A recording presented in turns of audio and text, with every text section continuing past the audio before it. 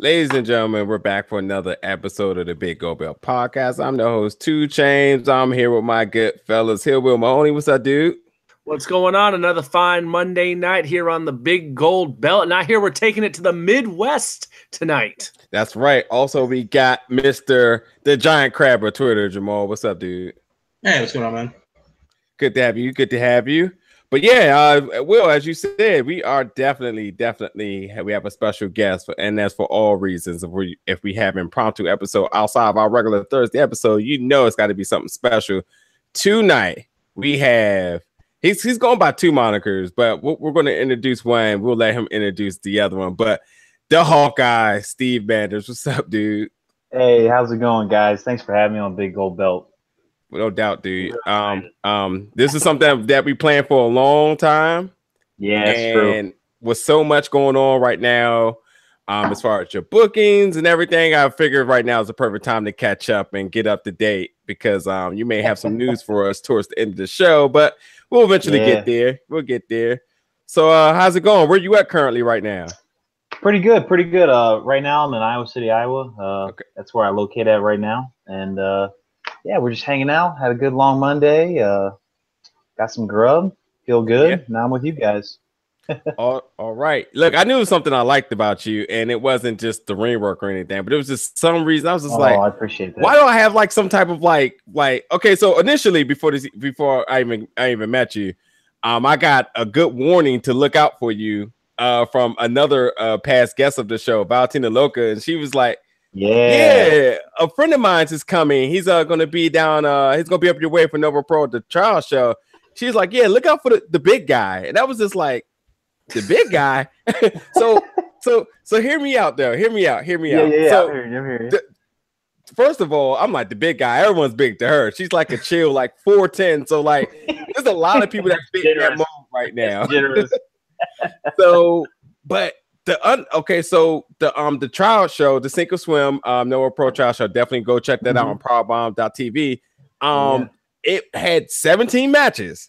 So yeah, I'm thinking to myself, like, the big guy, like, where is the big guy at that she's telling me to look out for? And I'm like, we're at like 10 matches. And I'm looking at my watch, like, hold on, how many more matches is coming up? So I usually, I just try to enjoy the show. I usually not try to ask anybody anything, but I had to go ask. I was like, wait, how many matches is about to be on this card? There's like 17, dude, 17. I was like, holy hell. So, but you definitely made your appearance well known there. Now we joked about this before the show started the show. We do have our rankings of what wrestlers have came in the Nova area and have brought the biggest entourages thus far. So we have who do we have again, Will? Let's see. There was Sean Studd, who had a big crowd, but of course he's local. Yeah. So that's not someone really coming in. He's local. Who else was there? There was the Progressive Liberal, right? Brought all the photography and camera crew from everywhere to come. And then there's a Nova Pro regular now in the corporate captain Gunnar Miller, who also had a huge entourage that all traveled up from Chattanooga, Tennessee, and he eventually found his way there with the gated community. But then there was you, and then when you came out, you had the intensity. And I'm like looking over at you. Of course, we were taking pictures and stuff. And I'm looking over at you. And then I like look behind me and I see this whole other side of people jump up. I'm like, indeed. What's happening right now? Yeah. The Hawkeyes were in the house and there was no missing it from the moment you got there. It was like, whoa, there's like some different faces here. And they're coming to represent. There was a big swarm of Hawkeyes, huh? Absolutely. Y'all did your thing. Yeah, I mean, they made, and again, for it to be 17 matches, the energy definitely took a turn for the better there with everyone that and all your friends and family that participated. You're not kidding. I think I was like the 15th match too, and I was just like, man, what match are we at? Oh, we're at 5. Oh, okay. I'll come back 10 minutes later. Hey, what match we at? Oh, we had like 8. I'm like, dang, a long way to go. I haven't put all my gear on yet. I don't know why I did this. So you faced Mick Drake in that match, which ended in a in a draw because you exceeded the time limit. So not only did you have to wait all day to wrestle, you also used every bit of the time you had for your match. Yeah, you're not kidding. I think that was probably the only draw on the card, right? Everybody else was losing. It definitely was. It made an impression, though. It stood out because it was different, and both you guys went hard. And between that and the crowd response, where the moment you came out, it's like, whoa, there's a whole bunch of energy in this room now. It may be match number 15, but this might as well be the opener. It's like people are popping here like it's, the first match on the card, and they're ready for some action. So Mick Drake, he's a talented guy. I first met him at a Michael Elgin seminar probably about a year ago, and just seeing him and his stature, and obviously he's a big guy too. So, he works hard, and I admire his work. So I would love to wrestle him again, hopefully soon. I see him every once in a while at Rockstar, but yeah, he's a great guy.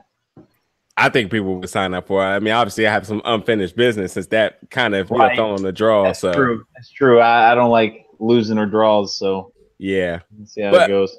But yeah, to my point there, I knew it was something. And then I was doing research immediately upon trying to get this interview off the ground, and then initially doing some more work in this week. And I was like, holy hell, I forgot that quick. This guy's a Maryland dude. So there's a bond automatically there. As soon as you see some fellow Marylander, you already know what it is. So, so definitely that was a good foundation to get everything going for today. Oh yeah, absolutely. Yeah, some people probably don't even know that. They're probably wondering, wait, he's the Hawkeye, but he's from Maryland. So how does that make sense? Well, the floor is yours. I know. Yeah. I did my research, but yeah, again, how did you get from Maryland to University of Iowa? So I've always played football my whole entire life, and that was kind of the goal when I was a little kid. The dream was to play Division I college football, and worked my balls off, worked really hard, try to do everything I can to stand out, going to college camps, going to Nike camps, going to the combines, practice, film. Obviously performing on Friday Night Lights, all that kind of stuff. And I did that. I didn't have that many offers I wanted. I went to high school in Archbishop Spalding, which is in Severn, Maryland. And then, they're pretty good right now. When I was there, we had Coach Whittles, who passed away with pancreatic cancer. But, we did that. And then I went to a prep school called Fort Union Military Academy, which is in Virginia. It's outside of Charlottesville. That's a well-known place. Like guys like Christian Hackenberg, Plexico Burris, Vinny Testaverde, Eddie George. Like list goes on and on and on. So I did that for about football season. It was about 6 months, and there was this coach. He was his name was Jim Reed, and he was defensive coordinator at Virginia at the time, and he got fired somehow or something like that. And then he went on to Iowa. He was coaching linebackers, and I was a fullback linebacker kind of guy. I mean, so he was like, hey, how would you like to be a fullback here? And there isn't you guys know, there isn't very many fullback schools out there. So and I'm one of those kids. I was like, let's go for it. Why not? I mean, when would I ever say you're going to live in Iowa one day? So so I went and did that, and that's how I got to the University of Iowa was through all that madness. So from what I get from that, you like to be in the trenches, linebacker and fullback, full-blown contact. Yeah, pretty much. So so you said Coach Reed was one of the influences on getting you into Iowa. Now, what role did Coach Doyle play in your career? That's the only I had a hard time trying to decipher. When was this all a collaborative effort between the two coaches, or was there some type of hard turn at some point? So Coach Doyle's he's our strength conditioning coach. He was a big influence in my life because when I got there, so I was a walk-on at the University of Iowa, and So being a walk-on to Iowa is kind of a big deal. You gotta work really hard. You gotta do even better than the scholarship guys. So So that's even like crazier too. So when I first got there, Doyle's a tough individual. I just remember them freshman years were pretty rough, and he was toughing me out, and he was breaking me down, building me back up, and so he played a big role in that. And some people may not know this either. So like, really, your strength and conditioning coach, he's really kind of like your head coach, because he's with you all year long, while the other coaches, are out recruiting or out on the road, all that kind of stuff. So he was a big influence. I'd see him every day. So one of the connections we first made was, besides hard work, was wrestling. And I've always been a big wrestling fan, obviously, and he was too. So we'd always like talk about wrestling. So that's kind of how we had like that other connection. Yeah. Yeah. Awesome. Were you about to say something, Will? No, I'm good right now. Okay. I thought I saw you getting ready to bust up something real quick. I'm taking it all in as we're getting the backstory. All in. I thought I'm seeing you ready about to chat something, but all right. But yeah, okay. So I can understand now. You're doing, and it really does make sense now why you picked the school wrestling academy that you did. Although we'll get into the story a little bit more. Later, yeah. Mm-hmm. It seems like you did not duck anything that wasn't worth accomplishing. You were all about the hard work. So absolutely, it just made sense. But yeah, it's always good while you're working your butt off day in and day out to have something that the person that you spend the most time with you can relate with. Right. From with talking to him and stuff like that. I know he talked about wrestling, and I didn't see this anywhere out there.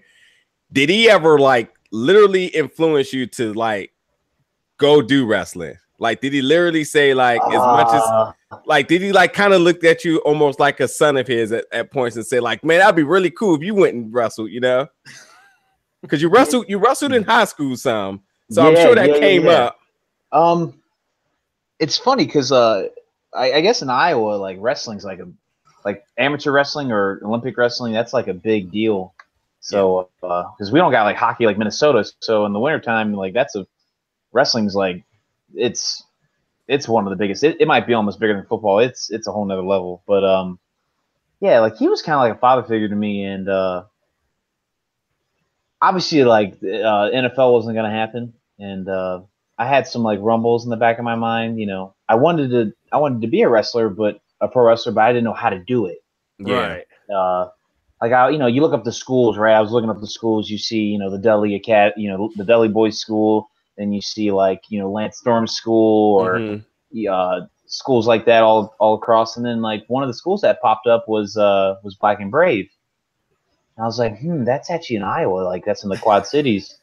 So I was like, interesting. Okay. I put more research into it because, if I'm putting this amount of money in and, if this is a good school, this is not a good school. And so I was trying to weigh all that out. Yeah. And one of the, it was I think it was one, I can't remember what year it was. It was like I think it was like my senior season, like going into that. So it was in that summer where we were finishing out our finals and stuff for school.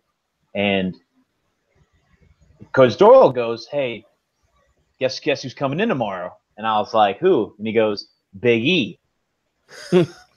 Did he announce him? Did he announce him as Big E or he said Big E? Okay. Yeah. You probably like who? I was like, who?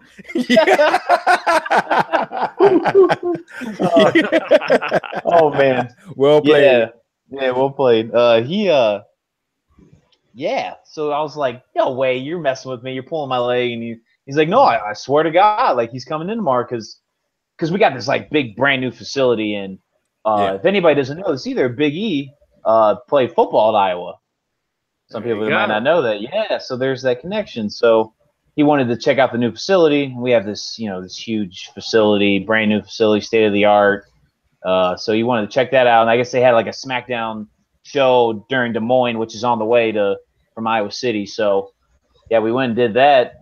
I came in around like 2:00, and I opened the door, and then there's this big giant muscled up dude. I was like, oh my God, this is Big E. That's gotta be him. Absolutely massive. It's unreal. I don't know if you guys ever seen him live or what. That's a big boy. Yeah. He's not the tallest guy, but he's thick. He's a tree stump. Yeah, it's unreal. Yeah, so I went and talked to him, right? And I was asking every question. I was marking out. I was totally asked all the stuff, where'd you get trained by? How'd you do this? How'd you do that? And he was talking to me, he's like, yeah, he's like, you're really passionate about wrestling. And I was like, I've always been a big fan. And I was kind of wanting to be that probably after football season's over with. And he was like, you should go to, Black and Brave.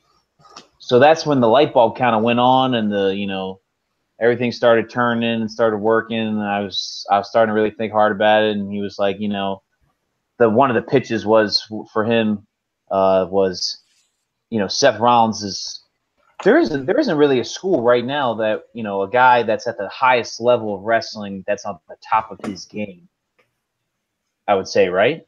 Yeah, well, that someone's actively on the main roster. Yeah, actively on the main roster, right? Right. It always tends to be guys who've been there and done that, and they're doing that as their second act. But someone's actively on top. That's not knocking on anybody else, because absolutely not. Absolutely not. It's just, that was like one of the story. Yeah, and it was only Davenport was only like 45 minutes away, so I was like, shoot, let's do this. Why not? Location. Yeah, location. So that played a big, factor.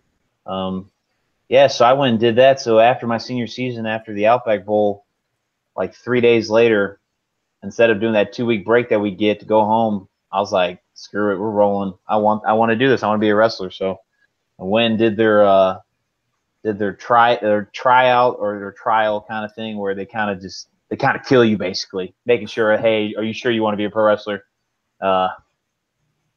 For me, I wouldn't say it was easy, but for me, it was like, I've been doing this 4 or 5 years with Coach Doyle. Yeah. I was like, if I can do that, I can do this. That's how my whole mindset was. Yeah. So when we after that workout day and all that, and then the next day we did the bumping and hitting the ropes, I was like, oh, this is a whole nother animal. But at the same time, I was like, I could totally see myself doing this, if that makes any sense. Yeah. Yeah. You knew what you were getting into, so you were excited about that, but it's still done. It doesn't take away from the fact that you ain't done it before. Once you start hitting that mat and hitting those ropes, it's like, oh damn, this has got some feeling to it. Yeah, and the people that I guess maybe look at wrestling on the outside, they're not big fans. Maybe they have no idea. Like you really have no idea when you hit that mat. Like, everybody thinks it's like a pillow or a trampoline. It's totally not. It's plywood and inch foam pad and a canvas. So it's no joke if you think about it. We all think it's fluffy. Let me ask you this. How does your first time stepping on the football field, Iowa Stadium is a huge deal, 80,000 strong, versus your first time in a wrestling ring? The prestige of Iowa football resonates throughout the Midwest. And of course, now the spotlight is on you independently in the wrestling ring. So what is that experience like? So my first ever match was about this time last year. It was about like around May. And I went and set up, I was helping out. Didn't know I was going to be on the show for SCW Pro. And Marek Brave was like, hey, since you got here early and everything you set up, you helped out, we'll get you on the show. And I really didn't have like a gimmick at the time. Like, there was the idea of being a Hawkeye and, like doing that persona, but I didn't really know if I wanted to do it. So there was kind of like that. And I was kind of doing this, like, I had like these military pants. I was kind of looking like the Briscoes almost. Mm-hmm. It was kind of goofy. But when he said that, I literally, was freaking out. When I first went out there might have been 50 people 60 people, and I think I was more nervous doing that than, wrestling in front of 80,000 people. I mean, or playing football in front of 80,000 people, or being in the Rose Bowl, playing against 100,000 people, or being at, all the big time school stadiums. It was a whole nother animal. But now I think, being a year in, and I mean, that's really nothing, but, all the reps I'm trying to get better to that ultimate goal. Every time I go out there through the curtain, it gets easier, or it gets more comfortable. I get more confident, a little bit more better. So, yeah, but definitely first time I was out there for a while, I was, not nowhere close in front of how many people I would when I would play a football game. Wearing a whole lot less than at a football game, that's for sure. Yeah, that's for sure. Oh man, absolutely. So just to go back to Big E a little bit, he was there. You're a fan, obviously. Your coach was a fan, and I'm sure maybe other people had no clue who he was. So that definitely probably left you a lot of time to talk to him. You are quoted down to having him as being your mentor. So absolutely. The simple question is, I would like to know, like, what have the engagements been with him since day one of the encouragement of telling you what school to go to whenever you get other times to chat with him to stay motivated? So when I first met him, he was telling me, or I was telling him I was going to be at the Raw in Baltimore. I was at the Royal Farms or whatever. And he was like, Two Chainz's favorite arena. Yeah. I think that Raw was when Seth Rollins came back, when he after the Money in the Bank. Oh, the heel turn? Yeah, when he was like, everybody thought he was gonna be a baby, and he was a heel turn. Yeah, okay. Oh yeah, okay. I'm ready. When he came back from his injury. Right. But anyway, I told him about that. Hey, I'll hook you up with tickets, and I was like, really? I was like, I was like marking out. So I was like, oh, this is cool, like absolutely. And I was like, how am I gonna reach you? He's like, oh, here's my phone number, and I was just blown away. I was like, Big E just gave me my phone number. Give me his phone number. I have a WWE wrestler's phone number. Yeah. So ever since then, I just texted him like, hey, do you really think Black and Brave is worth it? And he's like, absolutely, it's worth it. And, just doing that whole process, everyone, I try to not text him all the time, because that guy's schedule is unreal, obviously, being on the road and being all over the world. But, every once in a blue moon, I'll text him. When I was really starting to hit the road, when I started first, hitting up IWA and places like that, and I would send him some clips, send him some highlight tapes and stuff like that. And he was really encouraging, and just telling me stories of how he went through NXT, and how he's a really humble guy too. So he's a great guy. A funny thing too, that maybe some people may not know. This is a story for Doyle and Big E, or Tori Ewan, because that's his real name. Is he's so big, right? like how is he so big? He obviously spends a lot of time in the weight room. Yeah. Well, obviously he does. But when he was at Iowa, when they were recruiting him, Coach Doyle was like, okay, whatever you're on, get off of it right now. He's like, get off of it. Tori's like, he's like, hey, man, Coach, I'm not on anything. Yeah. He's like, yeah, bull, right. He's like, bull crap. You totally are. He's like, I'm really not. And he goes, all right, well, we'll see about it. And they turns out, I guess, he has a disorder where his muscles grow faster than the average human. So basically, he's a superhero. So there's that. So I was blown away when Doyle told me that story, and so that's why he's so big, I guess. Oh, well, that's just solidifying his name, Big, not just being because they ain't have nothing else to go in front of his first name initial, but yeah, right. They're here. And not that I know the guy, but I mean, you can tell from his character and from all the impromptu stuff they do on YouTube and all that stuff, right, that he genuinely is who he is. So to have a friendship like that, or a mentor, that's amazing.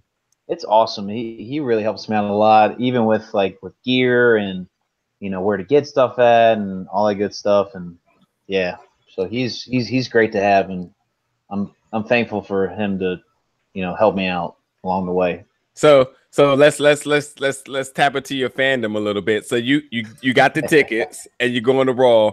What's repetitively going through your head this entire time as you're going? Because you didn't go by yourself. You had to go with either friends or family, right? No, I went with it was me, my dad, his girlfriend, and his kids. Okay, his girlfriend's kids. So we all went, and I was like texting him. I was like, is there any way we can like come see you and you're somewhere in the back or something like that. They did some segment and he was like already gone. So I was like, it's fine. I'll just enjoy the show. Yeah. But, no, it was good. I think awesome. That was also the show where Charlotte, turned on, Nature Boy, her dad. Oh, okay. And Ric Flair. Yeah. So that was like, that threw me off. But no, that was a great show. I had a lot of fun. Cool. A lot of fun, absolutely. Yeah.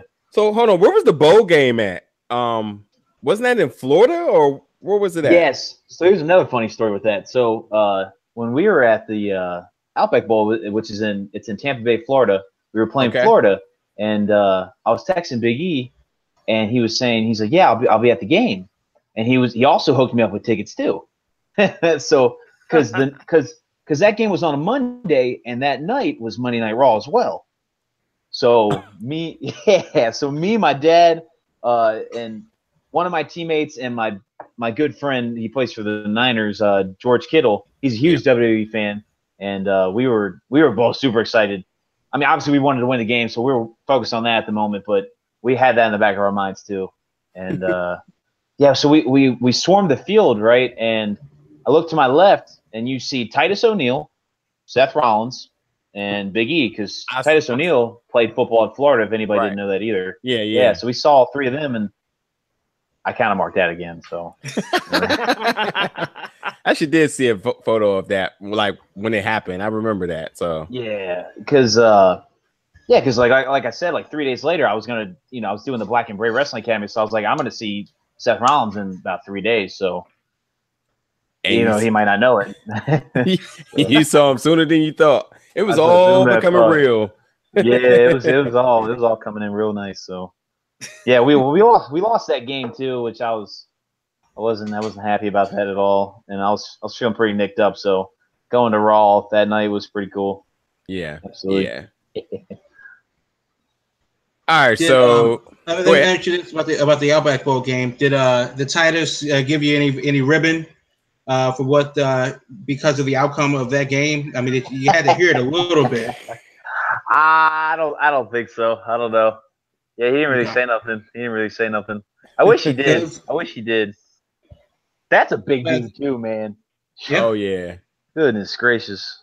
Yeah, I met him at Access this year. That's a big dude. Matter of fact, him and Apollo Crews are some big dudes. So. Hey, were all you guys at WrestleMania? Yeah, I'm getting to that.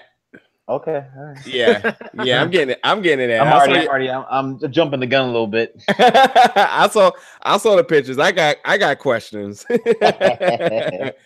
So you talk about your friend George Kittle a little bit. He's a 49er tight end. Yeah. I'm a wrestling fan. You also shared the ring at a point. Yeah, we did. I hope we get to do that again real soon. Yeah, let's talk about that. And maybe you can speak a little bit about what's sort of his mental being in the NFL. He's on the 49ers too. That's a team that a zillion people retired to I don't know if it's because of the coaching staff or whatever it may be, or maybe it's just the whole, like, everyone just had better things they wanted to do in the world. But that's a really revamping, rebuilding team. And I'm just wondering, like, does it still maybe cross his mind that, maybe I don't want to do football anymore or anything? Have you ever had those conversations? Anyway, that's a lot to cover. So go for it. All right. So for sharing the ring together, we've obviously, I got him into wrestling back in college. He was a fan when he was younger, but sometimes, like, when you're a fan when you're younger, when you get older, you kind of get away from it a little bit. Some people do, but yeah, we reamped it around the time when WWE Network came out. So I started, like, showing him, like, on Xbox and all that, and and he just fell, like, right back in love with it. With obviously the classics like Stone Cold, The Rock, people like that, and yeah. So so he knew I was obviously wrestling and everything, and I was talking to Marek Brave about it. And I was like, what if we if we got George Kittle, and he was Marek was all about it, and George was all about it. So we found a way to get him in there and wrestle. And I was doing we did this wrestling match. I was getting my butt kicked, and then basically I was getting jumped, getting beat up, and then he came in, saved the day. Me and him side by side, and he just dropped a good old stunner in wisdom. So that was pretty funny. He was like you could see in like the pictures, and even like after the show, he was like a kid in a candy store. He was so happy that he did that, in front of a Walcott, Iowa. So it's just pretty fun. It was pretty funny. Yeah. I guess you're good for hookups there for 49ers games, huh? Yeah, I actually haven't been out there yet. I'm trying, but trying to do the wrestling thing too. So we're trying to. Yeah, we'll figure it out. Yeah. Okay, so you hanging with your friends. Are any of your other friends like, have they contacted you like, hey, are you really doing this? Or are they like, that kind of there's that group right. of we all have those group of friends who like want to still act like they don't like it, but they really do. So they like slowly ask you questions like, hey, are you really wrestling? Like, yeah, you're not wrong. No, I've gotten some of those. One of my other teammates, CJ Beathard, which he also plays for the Niners as well. He was our quarterback. Okay. He can't stand wrestling, but he always texts me. He's like, man, you're really doing this. Like, you're really making the towns. And I was like, you got to. That's the only way. That's the only way you gotta do it. So yeah, we have this like big group chat. We got all the guys, Josie Jewell, who just got drafted by Denver, and Ike Butker, George, CJ, a bunch of other guys, and yeah, I'll send them some clips or some gifs and stuff like that, and they absolutely love it. So yeah, there's some support there, even though a lot of them aren't wrestling fans. So yeah.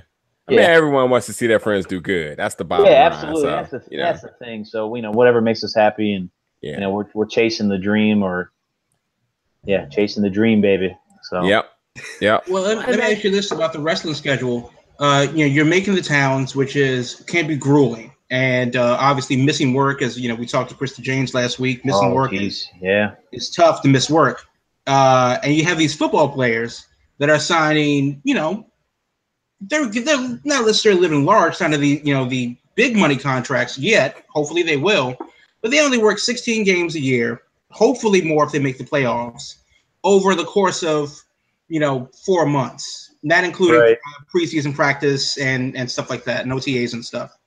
So really, a good 6 months out of the year is dedicated to football, and wrestling is every weekend of the year forever. Hell, you have a show Wednesday and Thursday and the weekend. Right. Is there? I don't want to say resentment. That's not the right word that I want to use. But is it kind of like when you hear about how we have 2 days today? You're like, but I'm having a 9-hour drive to Nashville. Shut your face. ain't nothing fake about those miles. That's a tough question. I had somebody ask me that too. What was harder, football or wrestling? I think it's similar and different in a lot of ways. Man, I feel like when you make that level of in the National Football League, even though it's only 6 months or whatever, man, those dudes aren't stop break or whatever, anything like that. Man, they're going hard. They're working out still. They got OTAs, mini camp, training camp, and play a grueling 16 game season against the best of the best. You're making that less than 1% that make it. So I don't know. That's a tough question. That's a tough question for me. I think they're both hard. They're both similar and different. But to be fair, though, on a football team, obviously you have to go out and within the aspect of a team, prove yourself. As a wrestler, generally speaking, it is just you and the other person and the ref in the ring. So even though you may be the best at your role in your particular position as a fullback or a middle or a linebacker, that's not exactly a glamour position on the 50-man roster. Right, that's true. do you think that, I mean, comparatively to your friends who are, in the middle of their off season right now, right. and you're about to make, hideously long drive to some town that nobody's ever heard of and entertain the hell out of, people at the Waffle House, on your way up, as all of the wrestlers before you and after you pay their dues on the road. Right. It's kind of gotta be like when you hear an ESPN story about somebody with turf toe, go, come on. Really? Yeah, no, maybe a little bit. Maybe back in my mind a little bit, yeah. I mean, you have a $2.5 million signing bonus, and you're talking about your big toe hurts, and I'm driving with one foot out the window. Yeah. No, you're not wrong. You're not wrong. When you drive to, when you drive to towns like that and stuff, and you only make a couple bucks or so, but I guess it's all about the journey, though. Everybody takes a different path, and yeah, no, you're right. Yeah, you're not wrong. You're not wrong. Well, let me ask you this then. Knowing what it is and what it could have been, what keeps you going down the road?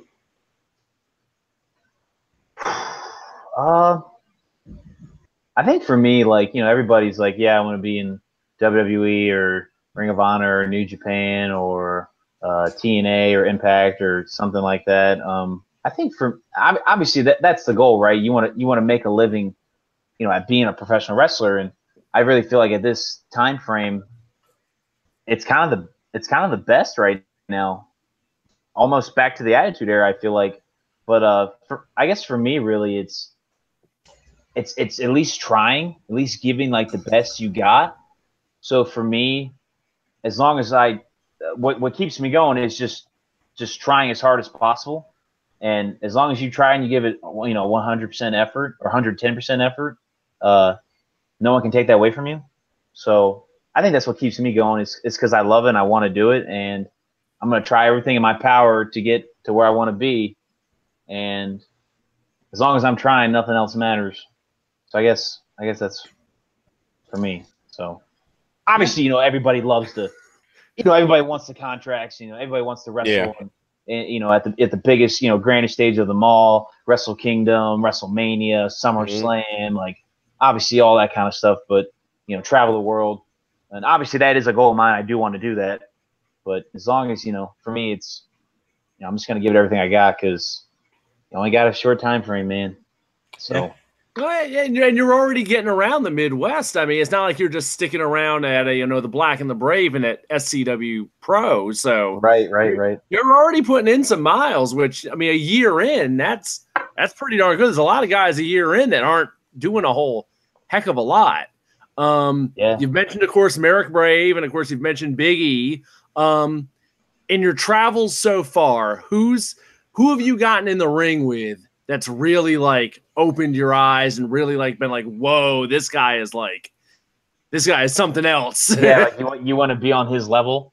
Yeah, exactly. Yeah, I can remember a match in particular. I was wrestling at the time it was called Prodigy Pro Wrestling. Now it's called Paradigm, and I was wrestling Myron Reed and Anthony Henry. I don't know if you guys. I'm sure you guys heard of both of them. Yeah, up in New York. Yeah, and I got put in that match. It was nice because I got to the show and everything, and Myron Reed must have told the booker or the promoter, "Hey, I want to put Steve in this match with us," and that was real nice of him to do. Me and Myron are pretty good friends, and just acquaintances. We both work hard and all that kind of stuff. But yeah, wrestling in that match and just knowing that these guys are literally everywhere, are they not? They're PWX, MCW, AAW. Canada, Mexico, all that kind of stuff. So, those guys are, they're at a certain bar that you want to be at, in a year or right now. And wrestling in that match, I remember this particular spot we did. Me and Anthony Henry were brawling on the outside. And I don't know if anybody, I'm sure you guys know this. Anthony Henry chops really hard. He does. I don't know if anybody knows that, if anybody's ever watched him or not, but man hits hard. So we were both, I like to get hit too a little bit. I'm a football player, so we were, trading back and forth. All of a sudden, man, just boom. Just like just like vision just went like real blurry, and I was like, whoa, holy moly, like. And that's but it was cool, but like and it was safe too. It was a safe, safe chop, everything. But he was letting like he's here, and it's just like the passion that he brought there, brought it out of you, like you want to give it back. So we're both throwing haymakers back and forth, and then all of a sudden you look up, you see Myron Reed flying over the post, hitting on you. So yeah, so like we did all that, and like after that match and just everything, and just knowing where you want to be, where you want to work on and get better, and seeing all that. So that was like the match that really I saw like, hey, this is the bar like I want to be at. Okay. Where I need to get to. Yeah. Obviously, like when you go to places like like SCW Pro and Rockstar and IWA, or even attending an AAW event, like you obviously guys like see Matt Riddle, Michael Elgin, big names like that, Sami Callihan, stuff. When you watch them, obviously, like, yeah, you want to be at that level, but actually being in the moment and wrestling, that was the match that really took it by storm. I think for me, be like, hey, this is where I want to be. And if you want to get better, this is how you do it. So, yeah. Right on. Right on. So let's talk about the initial class of the Black and the Brave. Now, I think you were in this. Were you in the first or the second class? No, heck no. I was like class 8. Really? Wow. Yeah, Why don't you? Okay, class 8. but you. I'm tripping. Were you and Valentina Loca on the same class? Yeah. So me and Valentina Loca were in the same class. Yeah, but she was in the first. She was the first woman to graduate out of the Black and the Brave. Yes. Yeah, that's why I was thinking you were first and second. Okay, cool. So again, who else was in that class that's still doing a thing right now? Initially, I know it was a 15 class, and I think like four or five dropped out. Yeah, something like that. So obviously you get a couple guys like that, and even the ones that drop out, some of them actually don't like wrestle, currently still. Yeah. But guys that are doing it's me, Valentina Loca, Travis Titan, Dion Roosman, Robin Steele, Brady McBride, JP Finger, Jared Thumb and Finger. They're a tag team. If you can believe that. It's pretty funny, actually. They actually did a tag team with Hacksaw Jim Duggan Saturday, and it was absolutely awesome. Okay. Yeah, Hacksaw was a nice guy, but I think that's it. I hope I'm not missing anybody else. We actually had a pretty big class, and for the Black and the Brave, if you look at the SCW Pro roster, Class 8 has the most wrestlers that are wrestling in SCW Pro. So I think that's pretty cool. You kind of like make that a pride thing a little bit. Like, hey, are we the best class? So awesome. Yeah. And I know we talked about this with her before in the past. What does it mean for anyone who may not know? I mean, because you're talking about the positive of being under Seth Rollins and oh God, I'm forgetting his name that quick. Marek Brave. Yes. I don't know what I was about to say, but yeah, Marek Brave. Literally tell us, like, how tough was it some of those days in there training? Oh my God. We're talking about the CrossFit Jesus here now. Yeah, no. So the program was you got to get 3 classes a week of CrossFit in, and at the same time you got to wrestle. Wow. So for me, it kind of fit with me a little bit, practicing and lifting at the same day kind of thing. But for my commute and doing that was kind of a pain in the butt. But so I would go to class. I had a couple classes left to graduate. It was like 10 credits or whatever. So I would do that, and then I would drive. I'd go home, grab my lunch, grab my bags and stuff like that, and then I would drive 45 minutes to the school. And around like 3-4 o'clock, I'd get a workout in. I'd get the CrossFit workout in, and then I would try to take like an hour or so break before I hit wrestling on like 6:30.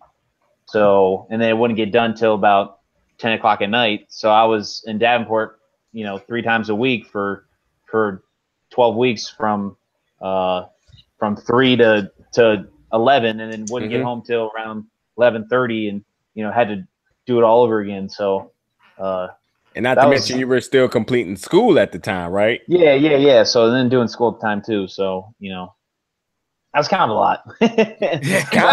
kind of a lot. I mean, this is I wouldn't trade it for the world, though. I still wouldn't trade it for the world. So absolutely, don't discredit it. It was your senior year too, so you're trying to right put a bow on this part of your life, and also trying to be something at the same time. I mean, that's hella commitment. For real. Yeah. But yeah, like seeing Seth Rollins there's 3 days a week, and him just teaching you little things and teaching you some things that you probably wouldn't think about, which was nice, because the guy has so much knowledge of wrestling. He's literally seen it all. He went through the ranks too. He was wrestling in SCW Pro, and then worked his way to the top, the big indie promotions, and wrestling in Ring of Honor, being Ring of Honor World Champion, and then being NXT, and then being the NXT champion, and then being WWE, and and now he's a Grand Slam champion. So yeah. So the guy's seen it all and everything. So having that knowledge and learning from him, and also Marek Brave too. Him and Marek Brave were a tag team, and Marek Brave was pretty darn good. If he didn't mess up his neck, I really believe he definitely would have done something really excellent in his wrestling career. Not even though he hasn't done anything now. Obviously, he's doing very good now. So there's just a lot of left in the tank. Yeah, right. And man, I wouldn't trade it for the world. Those two, they're both my wrestling dads, right? So they're they've done a lot for me, and I really appreciate it. So absolutely. So you're within good company of Tulich. Seth Rollins, Marek Brave, Big E. You still have your football coaches. I mean, you have the University of Iowa backing you up. I mean, that's a lot. Yeah, that's a lot. That's a lot to always push you, for sure. A lot of folks would love to have that pedigree behind them just starting out. Right, for sure. Absolutely. Yeah, really fortunate, absolutely.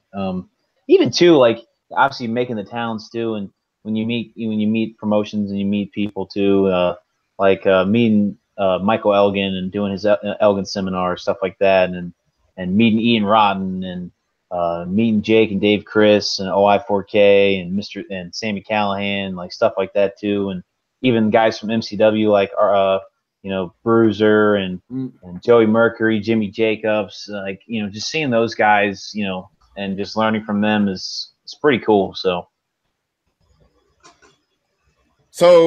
the promotions work you worked 01 Pro, Prodigy, Rockstar. You've been up our way at Nova, IWA, IPWs, SCW, and many more. Yeah. I mean, again, you got 3 shows this week, and it doesn't seem like you get ready to let off the gas. Let's talk about some territories or promotions you want to find yourself in the later part of this year. Oh man. The 2 that really pop in my head is AIW and CZW. Those 2. Yeah. AIW is in Cleveland, and then CZW is in the Philly, New Jersey area. I'd love to wrestle those spots. That's the push a little bit. So obviously I want to come back to PWX and MCW, and hopefully maybe in the fall it might happen. So you never know, right? So we'll see about that. So those are the kind of 2 right now. Obviously you want to wrestle everywhere, and you want to get a good base of where you want to go. Yeah. So we're working towards that, and obviously Nova Pro helps a lot too. And I remember when I saw that, I think I was at IWA, and Nick Manowar, I don't know if you guys ever heard of him. Oh yeah. So Manowar was saying, hey, there's a tryout for Nova Pro, and he knows I'm from the area. So I was like, shoot, I'm game. Let's do it. Why not? Wrestling kind of close to home. I would definitely like to do that. So so that little pipeline right there, and obviously, trying to make a good impression. There's 17 matches, and that blew my mind when I saw that. I was like, 17 matches. Oh my god. Oh my goodness. I was like, what?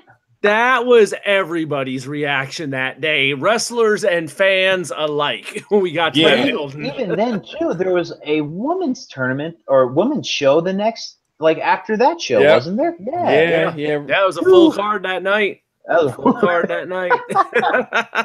was a long day. It was a long day. If you like wrestling, that's where you got to be. So, yeah, absolutely.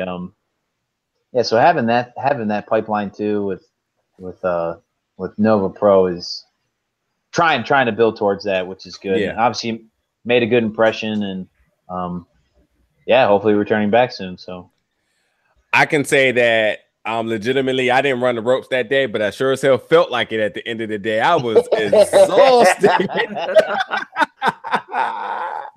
Every time I keep thinking about, it was at one point. Matter of fact, I don't know if you remember, but I was sitting next to a guy and he was eating a tub of ice cream, and I was looking at him like, dude, I know the feeling right now.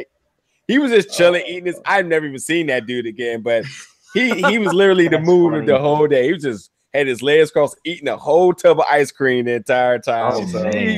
Oh man, that's funny. I don't think I've ever heard of that. Yeah, anybody doing that at a wrestling show?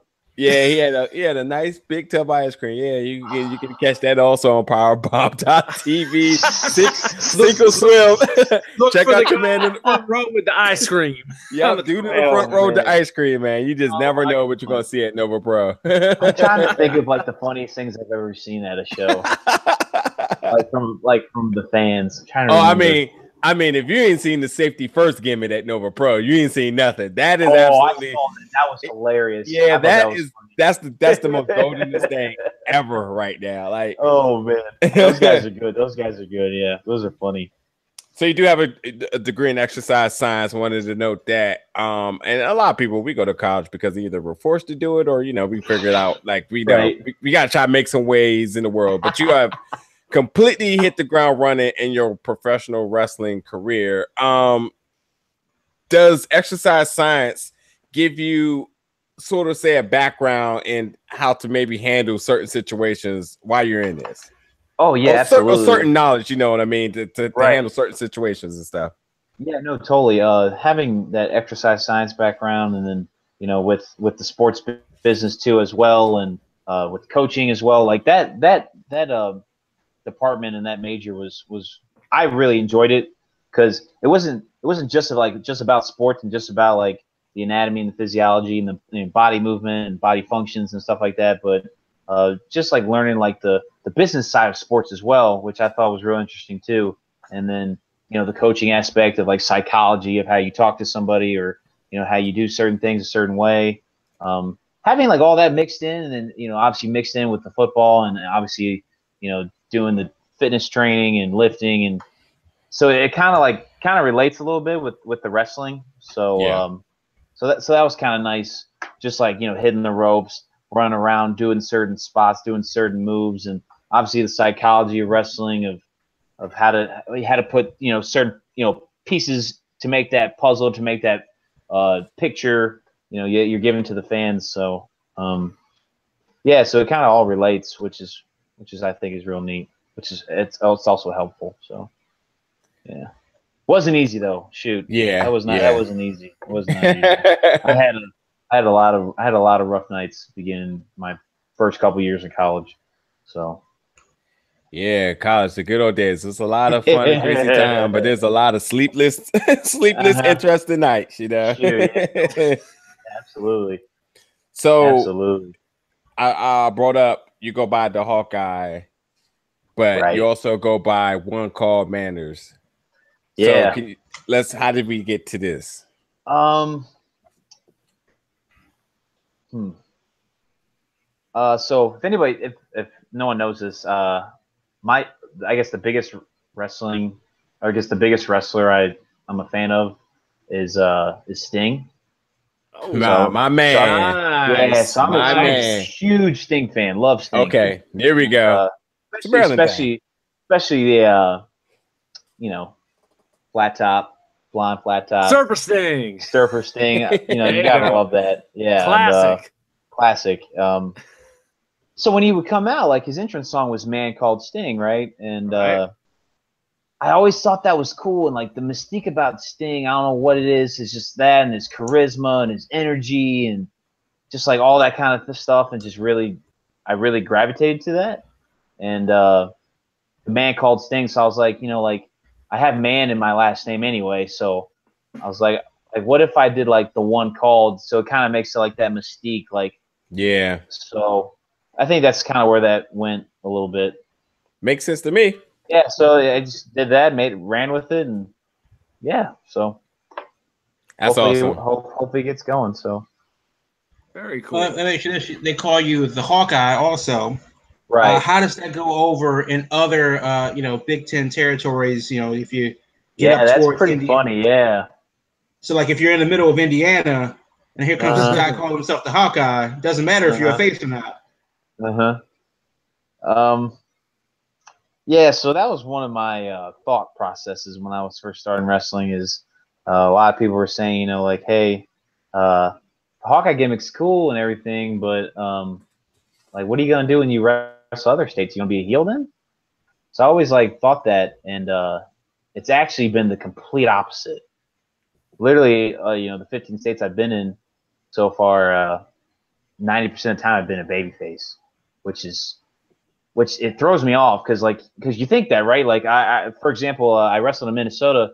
Like the first time I wrestled in Minnesota. Minnesota's a big, huge rivalry for Iowa versus Minnesota. We do the Floyd Rosedale big trophy, all that kind of stuff. And when we went up there, pig, right? Yeah, the pig. Yeah, when we went up there, I was like, I don't know how this baby thing's gonna work. Like I don't know how I'm gonna get over being a baby.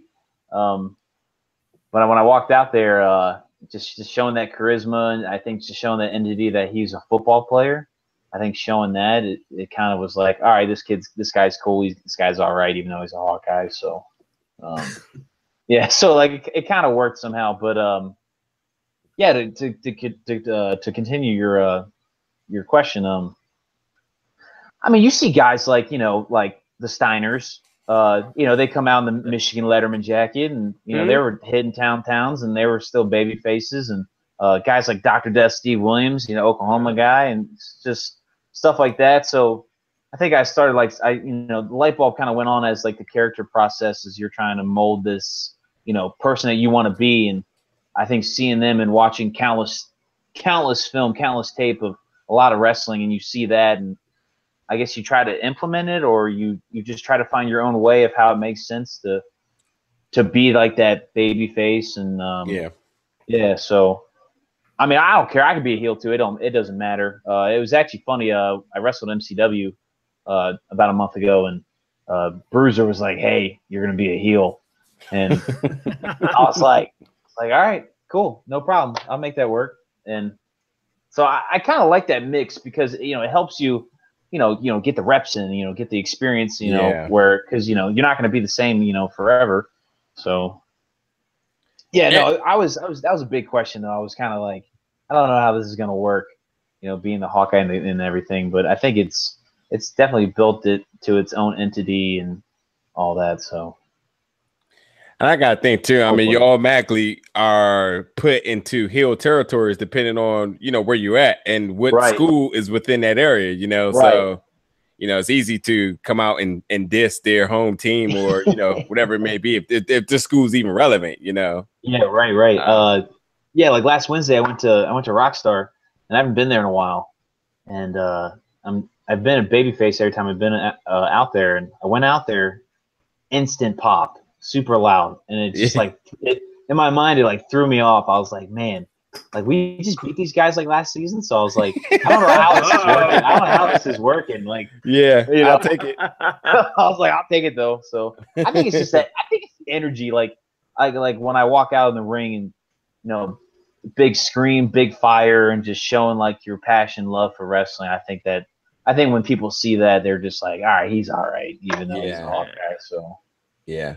Obviously in Iowa, when you're in Iowa, you totally tune it up a little bit, throwing the Hawkeye chants and gimmick and all that too. So there is that. So I guess it changes, each territory you go into. Yeah. So, all right. So yeah, before we wrap it up for the show, let's talk about the promotions getting ready to work this week. Unless you guys got any other questions before we get into that? No, that was actually Okay, so cool. Okay. Go ahead, Will. My bad.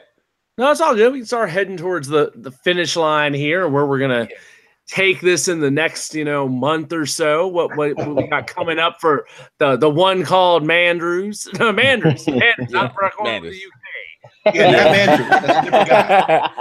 So yeah, where are you working again this week? Tell us about the promotions you get ready to work and the travels you're about to make. Yeah, so this Wednesday, wrestling for SCW Pro, doing a Wednesday night baseball events for the Quad City River Bandits. We're going to go out there, fun night, fun show, watch some baseball, see some wrestling. Going to enjoy that very much. And next night, going to go to IWA Mid-South in Memphis, Indiana. That'll be a good night, too, for Thursday. And then I think Saturday I'm going to go to Proving Ground Pro. It's in Illinois, so that'll be real fun. I was when I went to 0-1 and Proving Ground they're kind of near each other a little bit, and they're kind of like good friends and stuff. So when I debuted there and made a pretty good impression, Proving Ground Pro guy was like, "Hey, come on up, we'll make something work for you." So I think Saturday we're gonna do that too. So we got those three rolling. So 3 right there. Yeah.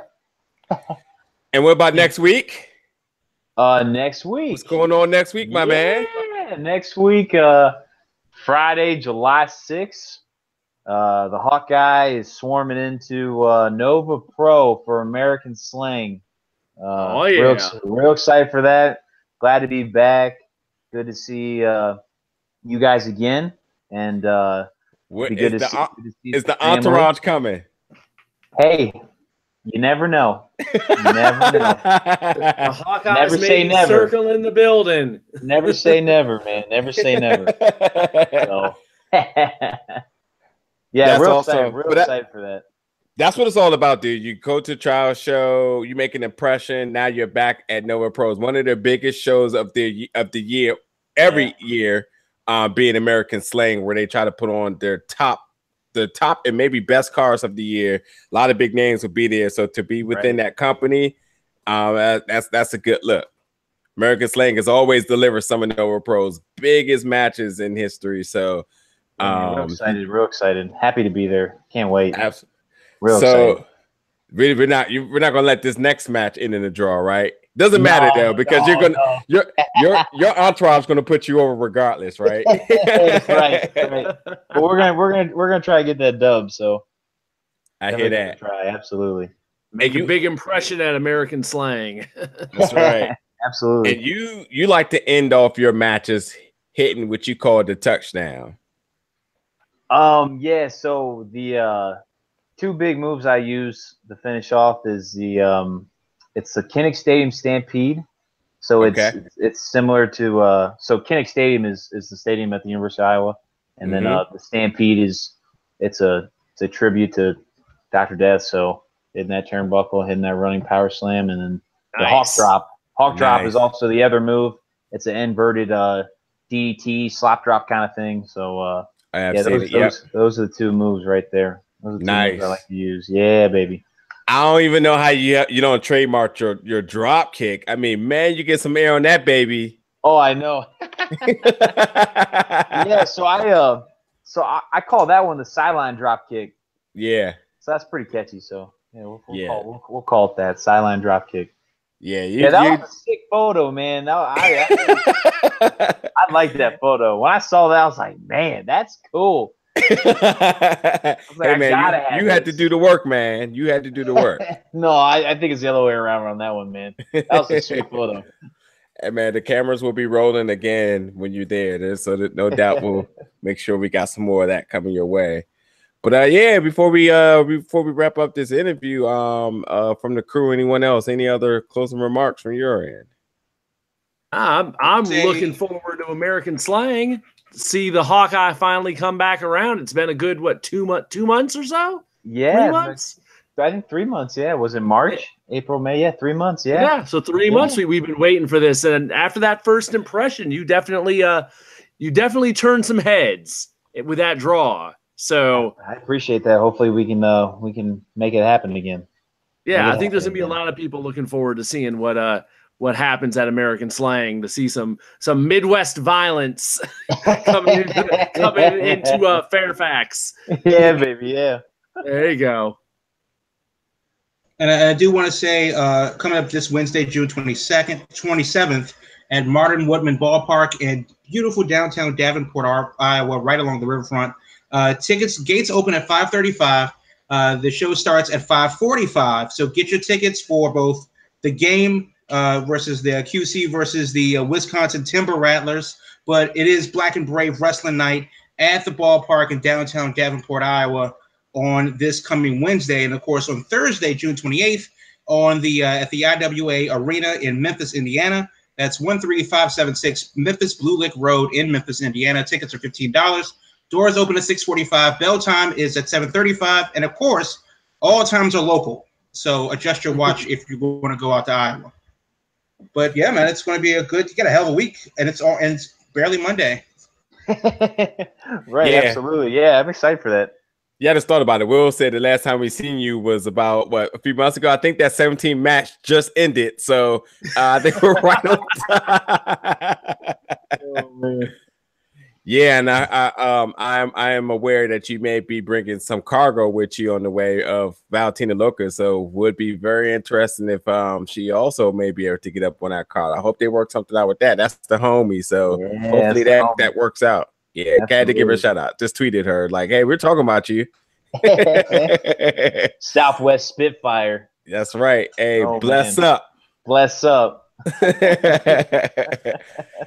So again, thank you so much for taking some time to come join us and lay out some stories, man. Yeah, absolutely. No, thank you guys for having me. Absolutely. No doubt, no doubt. And look, make sure you plug all your social medias and all that other good stuff too. Yeah, absolutely. Yeah, you can follow me on Facebook at One Called Manders fan page. Follow me on Twitter at @OneCalled_Manders, and then follow me on Instagram at @OneCalled_Manders as well. Yeah, you can follow me all there. And I'm excited, man. Good week this week, and then next week we're rolling into Nova Pro, American Slang. Good to be back, and yeah, let's go. Hey, who's ready to swarm, man? Let's do it. Hey, you know what? First of all the information for our social medias will be all tagged under all the description to all our videos and audio, so you can find it there. But one comment for my crew before we roll out of here: we got Manders coming in. Who would you guys want to see him tangle it up with? Oh man. Oh, that's a good question. That's a good question considering how stacked this card already is. I see some good very stacked card. Absolutely. I see some good names not booked yet for matches. Who are you thinking to, James? I'm kind of blanking here looking at who's not. There's so many that are already taken. So it's like unless I ain't seen anything, the easy answer here is Eric Royal. Oh, Eric Royal would be a beast. Wow. Well, the first other name that, of course, jumps out to me. I mean, he's on the shelf right now, but we'd have to have a battle of the gridiron with Gunnar Miller. Oh yeah. Yeah. No, I thought of that one real hard. Get well soon, Cat. Offense versus defense, man. Offense versus defense. Yeah. Someday. It'll happen.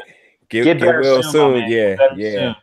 That one hurt. That one hurt when he went down for sure. But man. No, we've thought of that one long and hard. Yeah, I would love to wrestle.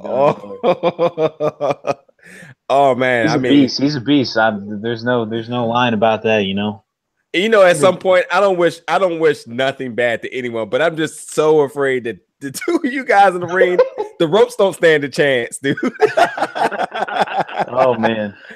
Yeah. Oh man. Yeah, they're gonna have to triple. Yeah, we might have Tim Donson the crew protecting the ring. There'll be lumberjacks of some sort. Right, something. But yeah. For everyone that tuned in, thank you so much. Again, all his social medias, you can find them all. That will be all in the descriptions. You definitely want to step over to his Twitter page, get it and follow. You stay up to date with everything. And if you follow the people in the area, American Slang 18 is coming up. next Saturday. You can find all that information at Nova Pro's Twitter page, which is at VA Wrestling. Also, too, you can find the information for all the Nova Pro events on our website as well at BigOBellGroup.com. So again, for everyone that's tuned in tonight, thank you, and we will catch you guys very soon with another episode.